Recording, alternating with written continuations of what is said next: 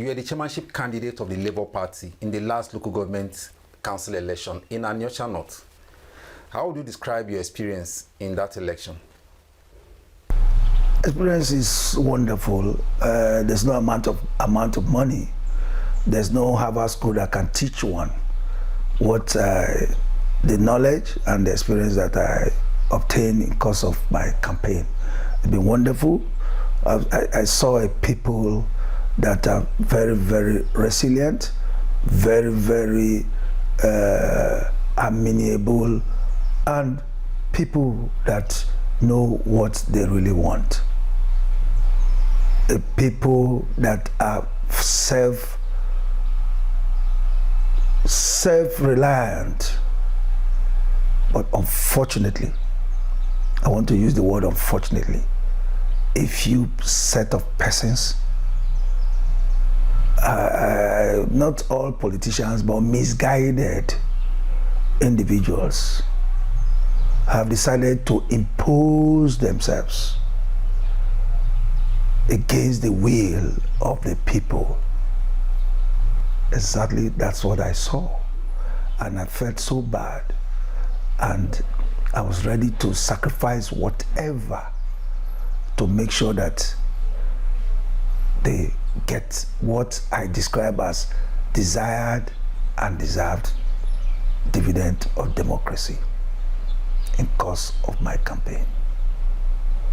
However, the system was hijacked by people I could describe as hawks in the political system.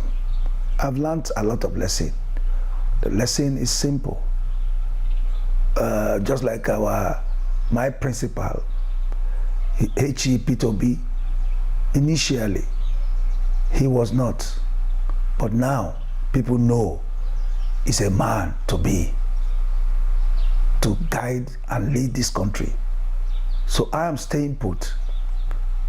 I'm praying that one of these days, in the nearest future, my people will experience the best that they desire. But for now, not much can be said about their interest. Is not being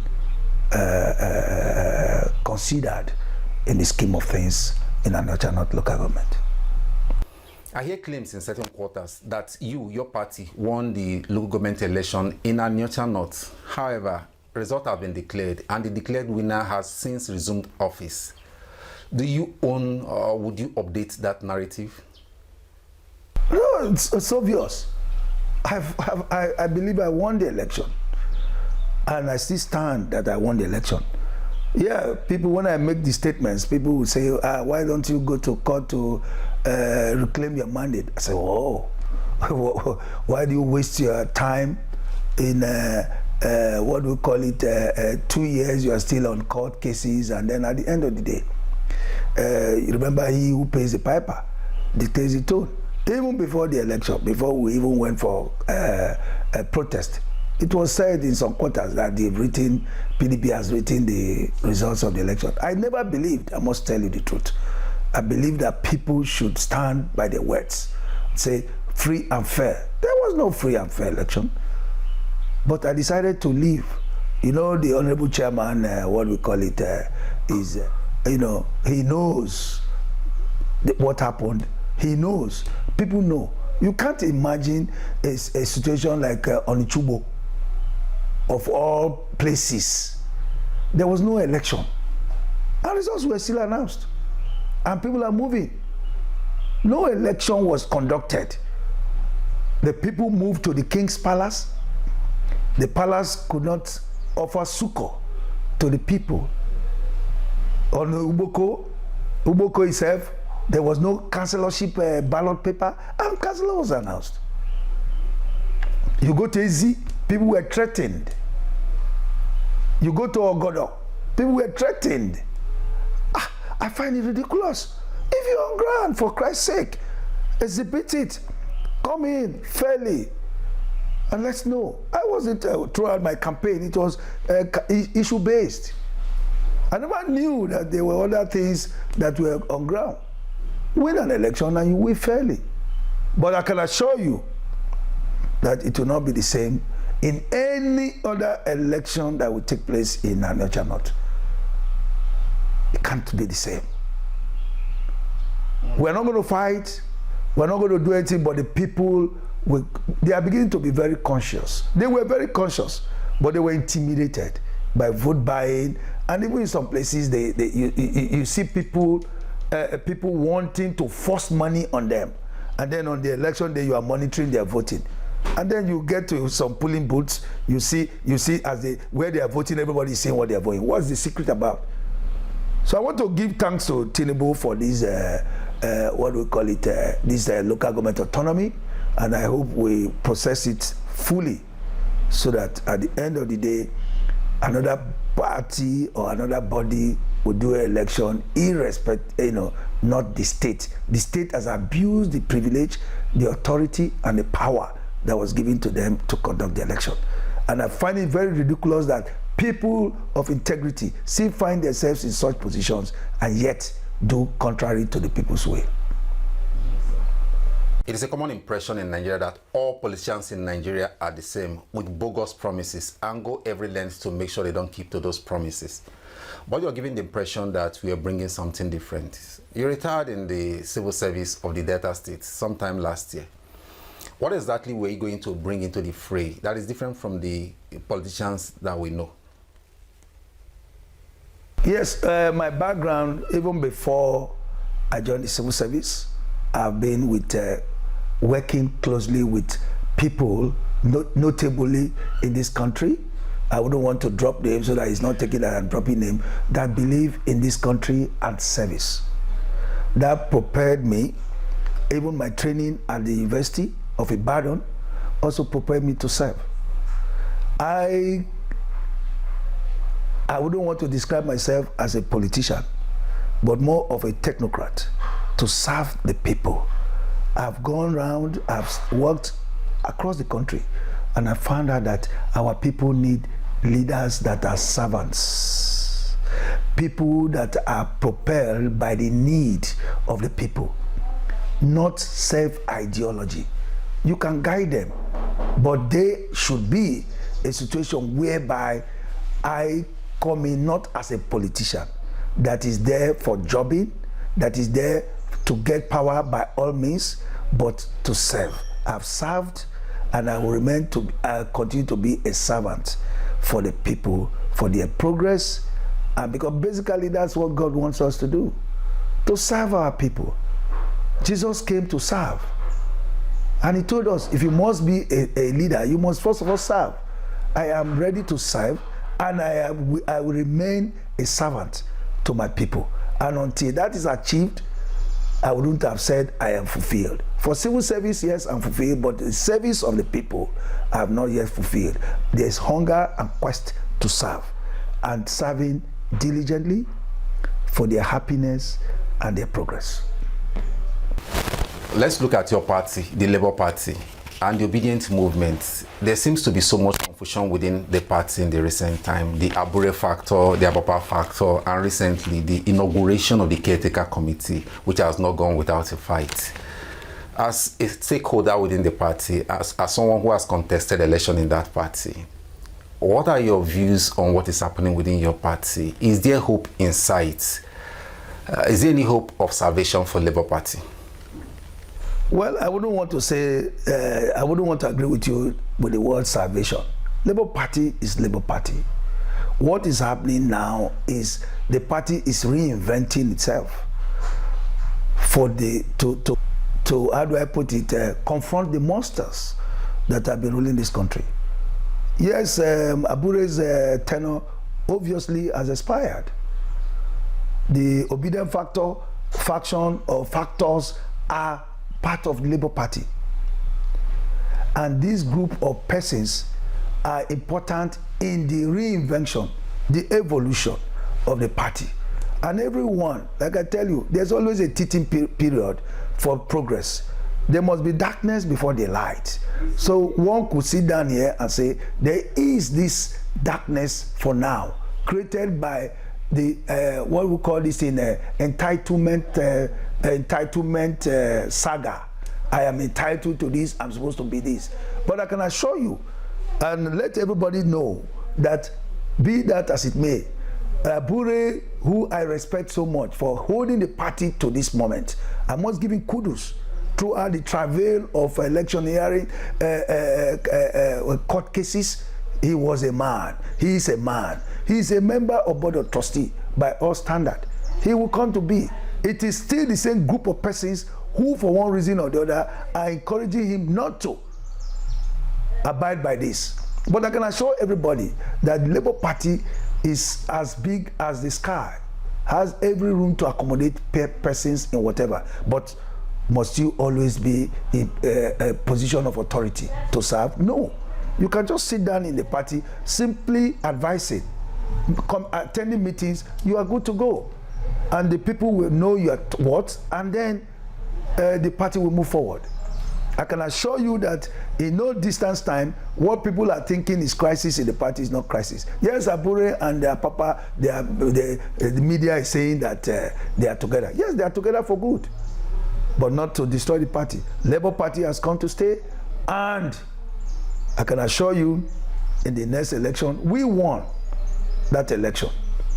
But you see, this issue of, I learned yesterday, what we call politicize the judiciary. You now begin to convert Abuja technicalities and no technicalities. Abuja is not a state, Abuja is a state. But be that as well, I want to give kudos to my principal, Peter Obi, for being resilient and continue. And I've learned so much from him. That's why, despite what has happened in the election, we are still here. And we are going to serve our people. Our people are going to benefit from our services, and then they are beginning to understand that there could be a positive change in their lives with the Labour Party. You have tried so much to establish that you are not a politician, but rather a technocrat. However, analysis so far have established you more as a politician. Why do I say this? You've tried so much to be a little bit evasive in describing the reality within your party. The obedience have not been well accommodated within your party. The Nenadi Usman-led caretaker committee have not gone down well with the Abure Apapa faction. You are a surgeon. How would you situate this in reality as somebody who deals with exactitude? Yes, I've said it. You are bringing me back. I've said it, that these are just teething problems. It's obvious that Abure is aware that his tenure has expired. Now, a few persons are talking about the Newi convention and the rest.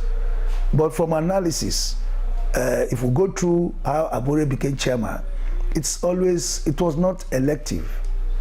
And I'm appealing to him that he should please bow out now, allow the caretaker committee to do justice to the party and move us forward.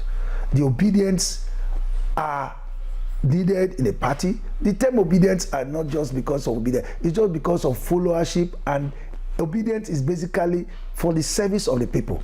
That's the definition of obedience. It's unfortunate that we are looking at it as obi and dient. Yes, obedience is basically for the service and standing for the integrity and the principles that our principal has to serve. And that is just it. So let it not frighten anybody in terms of obedience and whatever.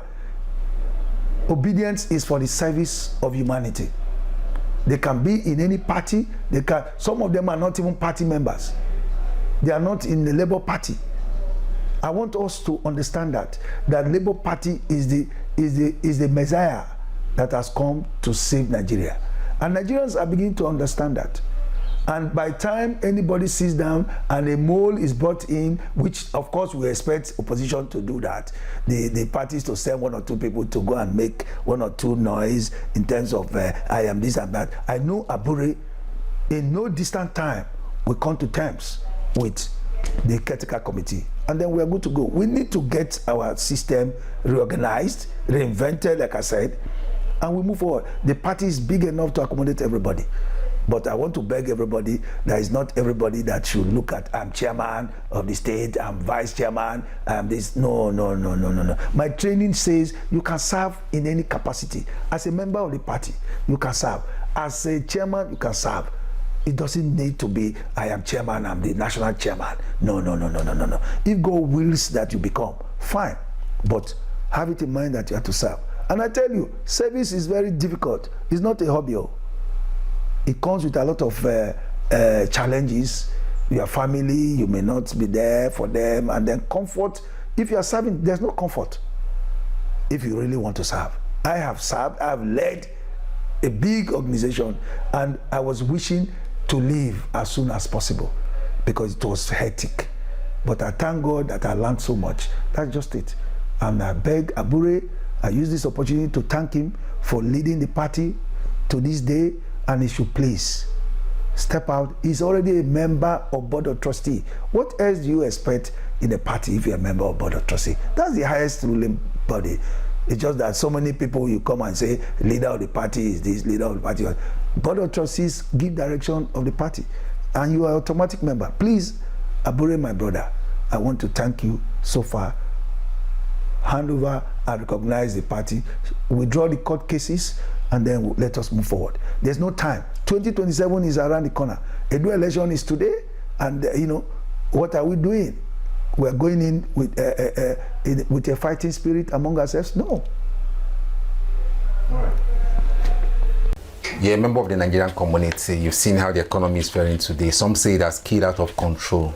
Do you think would have had a different economy today had the outcome of the 2023 election been different? Do you think Nigeria would have been different if your party, the Labour Party, had won the 2023 presidential election? Obviously. If Labour Party, Obi has been given the mandate that he actually got, Nigeria will not be this way. Nigeria will not be at this stage. But you see, there are some policies, like I said, Tinubu is taking. There's a cartel. There's a system which we must all try to support. The system of like fuel subsidy. Obviously, we don't need it. People have said it, that is a scam. But people are eating up money. So he immediately, out of the zealousness to serve, just like our principal has said that he will remove. Some of the policies I said during my campaign, they are mentioning it, but if you are not the originator of the idea, you cannot implement properly. So he failed. Yes, it's good to remove policy, but the President Tinubu failed to implement properly because he was not originally planned to do that. He just bought the idea. It's a sweet idea, but he didn't know how to go about it. So, but he should seek, whether I would like it or not, quietly or pretentiously, from certain group of persons on how to run this fuel removal subsidy. It's hitting on us, and if he goes back to reenact it, Nigeria will be doomed. I'm in support of fuel, but subsidy removal, but the process, he should contact people to tell him how to go about it. We have the solutions to go about this fuel subsidy. We don't really need it in this country. During the course of your campaigns and politics, you would have had cause to interact with community traditional leaders. They say every politics is local, and to an extent, community needs are peculiar. How will you describe these opinion leaders, and to an extent, how will you describe their impact and influence in local politics? Well, the question is wonderful. My interaction is wonderful. There is nothing now about Aniocha North I speak without doubt that I know. I know everything about Aniocha North because of my interaction with the people. You find that the leadership, the local, the monarchs, in the past, the authority resides with them. But over the years, I repeat, over the years, these politicians that are not there to serve the people, but by just looking for powers, to amass wealth for themselves and their cronies have tactfully taken this authority from these monarchs. And I can assure you that with my thinking as a leader, if given the opportunity to lead, those powers will be returned back to them, because they are the mouthpiece of the people. I had the opportunity to even ask one of the monarchs, but I didn't tell him to answer. I said, please don't answer. Why is it that when we talk about politics, you people will say we have been told not to participate? But in the north, the emirs, decisions are taken in the palaces. You have a situation whereby a monarch called for a debate in this my election for the persons that want to contest for councillor in his village, to come and tell the people what he or she has. And such a person declined. A candidate declined. At the end of the day, the candidate was written as the councillor of the place. I find it very appalling. You are a father of a house, you can't speak. Then what are you? It's unfortunate, but be that as it may, the authority has been eroded. But I can assure you, with Labour Party in place, it will get back to them. There's no story about it. They must tell you. I told them, you will be asked, what do you want for your community? And the man will say, we want a hospital, we want a market, and it is done. That is service. It is a bottom to up approach of governance that I believe is the best in this world. You ask the people, what do you want? They will tell you. You don't sit down in your office and manipulate their policies and you come and force it down the people. They cannot domesticate it. That's why most of the projects are not being monitored by even the community. You say you are doing roads from X place to X place. I don't need to call a community, and the king is not aware. How do you want it to work? They just sit down at the end of the month. They pay them their stipend. I don't even know how much.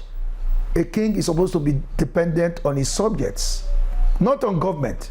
Government is just by the way, and defend your people. In those days, the kings go to war with their subjects to defend them. But these days you sit down, no, they say, who is the man telling you not to talk? Somebody that you elected is telling you not to talk. Then what are you there? You call yourself royal fathers. I'm sorry to say that.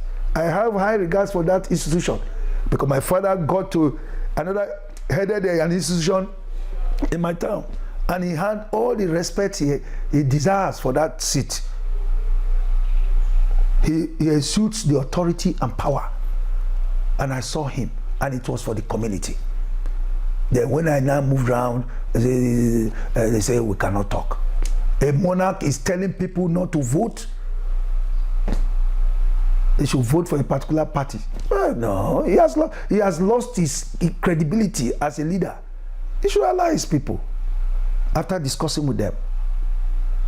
So I had, for the persons, for the individuals, oh no, our people are good. The system is bad. The system has enslaved our people. And these our people must get out of this. And I'm back. We are in the system.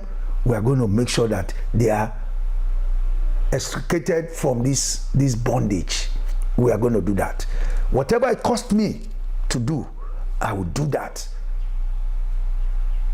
I know it's not going to cost me my life, but it will cost me my time and whatever, because there's nobody that can touch my life except God's time. Well, it is said that the end of every election is the beginning of another election. Despite the gloom within your party and the confusion in the polity generally, do you think there is something to look forward to? What would be your advice to Nigerians and to politicians generally as we look forward to another election, which is already on the countdown? Is there something to look forward to, or should we just fold our hands and look the other way and allow things just begin to find their course? The issue of giving up hope is not there at all. Nigerians are very, very hopeful set of persons. They're already waiting. I can assure you, Nigerians are waiting for 2027. this time around, it is not going to be ethnic, it's not going to be religious. It is, who are you? Who are you? What are your antecedents? What are you bringing to table for us? That is just all. They are set. Nigerians are set. Yes, demonstration here and there is just to tell the people that we're getting more enlightened. That is just what they are doing. We are set. And I can assure you that Labour Party, as it is set for 2027. The persons are on ground. The persons are known by the people. It's a grassroots. Labour Party is a grassroots party. Labour Party is a grassroots party. It's not in the space. It's a grassroots party, and we are set. We are set to go. Since the last election, people say you've gone AWOL, you abandoned ship. What has been happening? Opposition is something people expect to hold the government in power to account and hold them down to their promises. Why did you abscond? Legacy, I wouldn't subscribe to the word abscond. Yes, a few persons may say that because they expected me to have been in the court. That's the only way that I would be relevant. I'm relevant. There are a few things I was doing before the election. I don't need to say it. So after the election, I decided to go and take stock. I attend to one or two things. Are you getting it? And I am back. Are you getting it? Even then, I was interacting with my constituency. I was interacting with my constituents, and we are all on the same page. It's just this loud, I'm not a loud person. I'm a very quiet person. I want to do my things quietly, and that is how I do that. I'm still working. The local government, I'm in touch with my local government constituents, in touch with my word. So, yes, for the other persons, actually what they are expecting is that it's in the court. Oh, no. I'm not in the court. But I want to say one thing now, that I support His Excellency Kampela, what he's doing in the court. He's a member of the party. He's an elder. He's feeling so hot about it, about what happened in Delta State. And it's in court. I am fully supporting him. And whatever the outcome, I will give kudos to him. But personally, I believe that the judiciary, for now, I have hope in them, but not absolute. And I believe I should have more time to be with my constituents, do other things that I do while I prepare for 2027.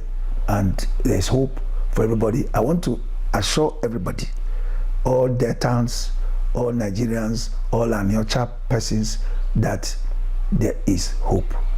And that hope is that they are going to get the desired and their deserved dividend of democracy. There's nobody rolling it out.